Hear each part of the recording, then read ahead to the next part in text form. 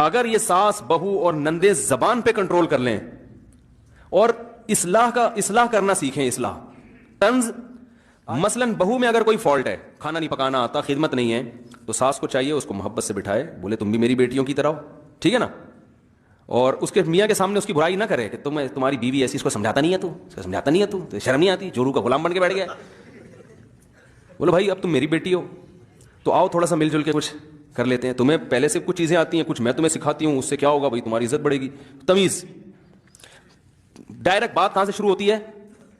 طنز، یہ روٹی بنا کے لائیے، پھر الگ سے نا میاں کے اپنے بیٹے کے کان، اس کو تو روٹی پکانی نہیں آتی، خیر اب ہماری قسمت،